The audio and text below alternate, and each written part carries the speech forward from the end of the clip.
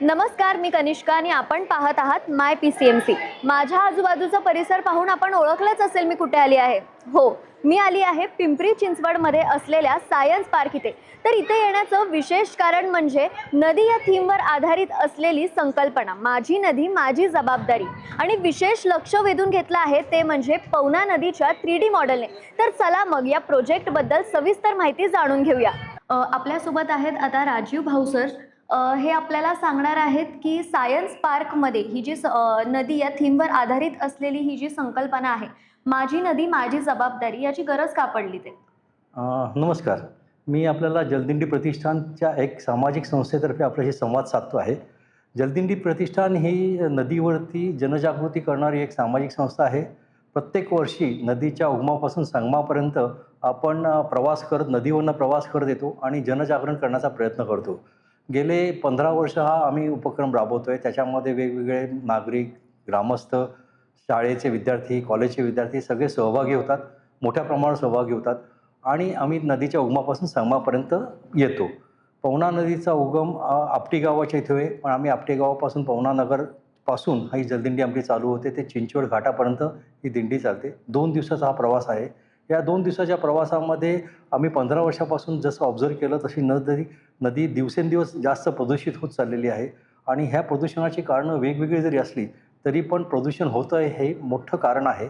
त्याच्यामध्ये प्रत्येकाचा सहभाग आहे. त्याच्यामध्ये जर बघितलं तर शेतीतलं काही रसायनं त्याच्यामध्ये जातात किंवा शहरातलं सांडपाणी किंवा कारखान्याचं सांडपाणी असे अनेक घटक आहेत त्याच्यामध्ये की ज्याने नदी प्रदूषित होते आहे. तर ही एक आम्ही अभ्यास करता आम्ही असं ऑब्झर्व्ह आलं की हे जर नदी शुद्ध करायची असेल तर एक वेगळा स्तरावरती याचा आपण विचार करायला लागेल आणि हा विचार जेव्हा मनामध्ये आला त्यावेळेला जास्तीत जास्त लोकांपर्यंत पोहोचणं, जनसहभाग करून घेणं याची गरज आम्हाला भासली.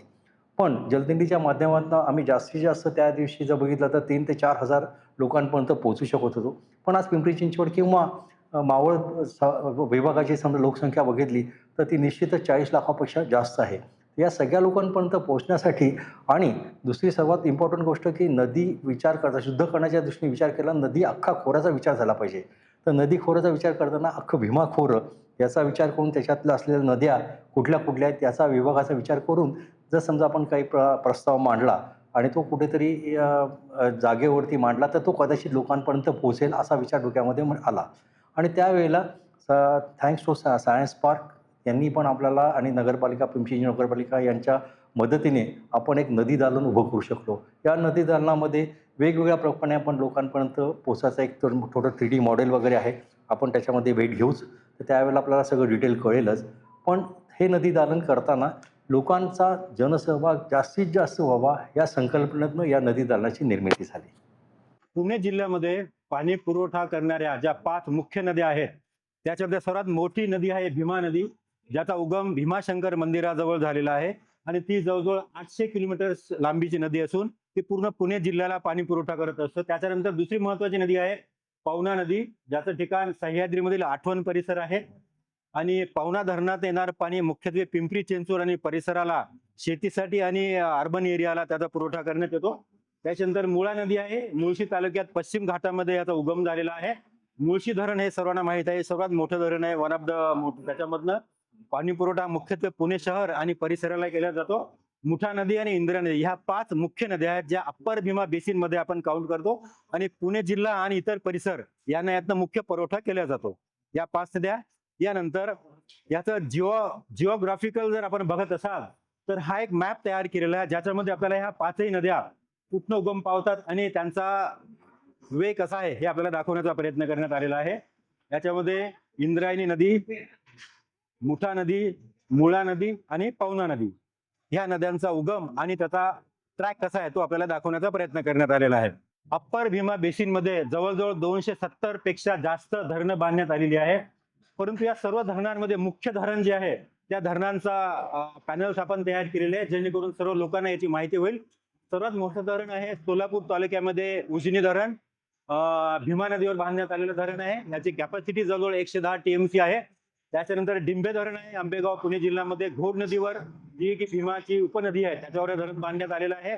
चास कमान धरण आहे, परत एक भीमा नदीवर आहे आणि मुळशी धरण आहे मुळशी जिल्ह्यामध्ये. तसेच पानशेत धरण हे पुणे जिल्ह्यामध्ये आहे. आंबी नदीवर आहे, जी परत एक भीमाची उपनदी आहे. नंतर खडकवासला धरण, जी की पुण्याला पाणी पुरवठा करणारे एक मुख्य धरण आहे. आणि पवना धरण, जे पवना नदीवर बांधण्यात आलेलं आहे आणि त्याचा मुख्य पुरवठा हा पिंपरी चिंचवड आणि इतर परिसराला केला जातो. भामा आसखे धरण खेड जवळ आहे पुणे जिल्ह्यामध्ये.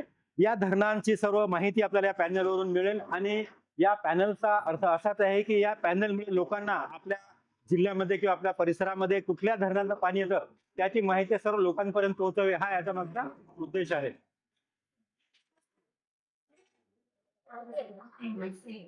या दालनामध्ये आपण मुख्यत्वे पवना नदीवर फोकस केलेला आहे. कारण पवना नदी ही पिंपरी चिंचवडला पुरवठा करणारी मुख्य नदी आहे. आणि पवना नदीचा उगम हा उगमापासून तर संगमापर्यंत हा प्रवाह इथे दाखवण्याचा प्रयत्न केलेला आहे.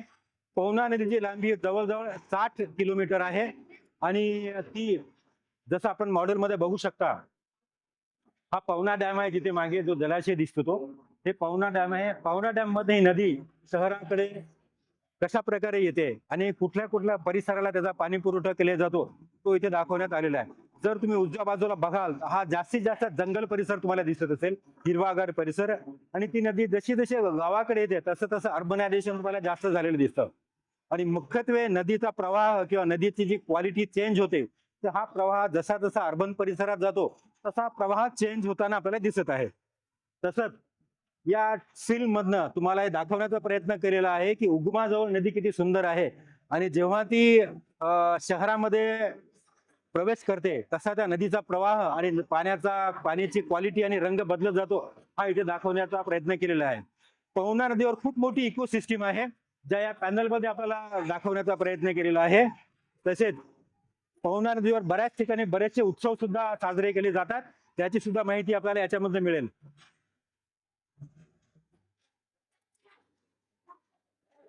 जशी पाण्याची क्वालिटी खराब होत जाते त्यासाठी त्या पाण्याला शुद्ध करण्याची जास्त गरज असतं.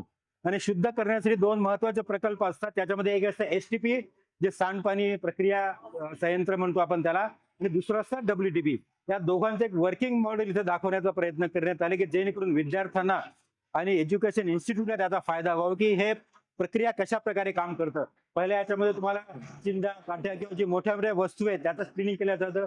दुसऱ्या प्रोसेसमध्ये गोळा केलेल्या गाळाचे प्रमाण कमी करण्यासाठी, विल्हेवाट लावण्यासाठी, पुनर्वापरासाठी काय प्रक्रिया केल्या जातं तो दाखवण्याचा प्रयत्न केलेला आहे. आणि तिसऱ्या याच्यामध्ये त्याला फिल्टरिंग केलं जातं, हे एक STP आहे.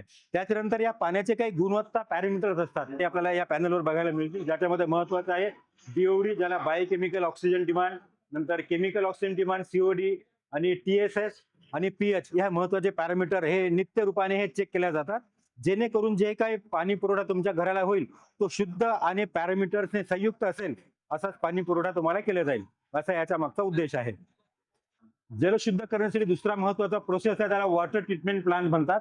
वॉटर ट्रीटमेंट प्लांटचा प्रोसेस आपण इथे बघू शकता. याच्यामध्ये स्क्रीनिंग, नंतर कोग्युलेशन, एअरेशन आणि सेडिमेंटेशन, तसेच फिल्ट्रेशन, क्लोरिनेशन आणि pH ऍडजस्टमेंट हे 5 महत्वाचे प्रोसेस याच्यामध्ये असतात. तुमच्या घरी जे पाणी येतं नदीचं शुद्ध करून ते या प्रोसेसद्वारे पूर्ण जातं. आणि या प्रोसेस मधलं पाणी हे शुद्ध पाणी असतंय. या पाण्याची गुणवत्ता ही साधारणतः मिनरल वॉटरपेक्षा पण खूप जास्त चांगली असते. आणि हे पाणी तुम्हाला येतं तेव्हा या सर्व पॅरामीटरचा खूपच बारीकीने अभ्यास करून त्याच्यावर प्रक्रिया करून हे घरापर्यंत पोहोचवण्यात येले जातं.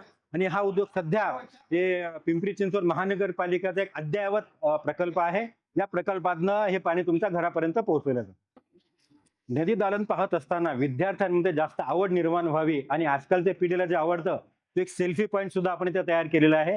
या सेल्फी पॉईंटमुळे सर्व विद्यार्थ्यांनी सेल्फी काढून तो आपल्या नातेवाईकांमध्ये, मित्रांमध्ये, शाळेच्या मित्रांमध्ये आणि पाठवला तर या दालनाचा जास्तीत जास्त लोकांपर्यंत पोहोचण्याचा प्रयत्न केला जाईल, हा याचा मागचा मुख्य उद्देश आहे.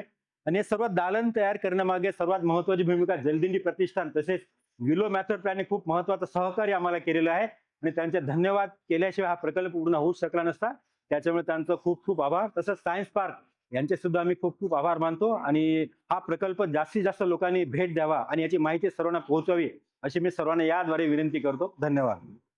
माझी नदी माझी जबाबदारी या संकल्पनेतून आपल्याला काय कळतं तर ही नदी माझी आहे आणि याची जबाबदारीही माझी आहे. मग आपल्याकडून विविध कारणांमुळे ही नदी प्रदूषित होते, हे कितपत योग्य आहे हे तुम्हीच आम्हाला कमेंट करून सांगा. आणि हो, वेळ झाली आता इथेच थांबण्याची. भेटूया पुन्हा एका नव्या व्हिडिओसह. धन्यवाद.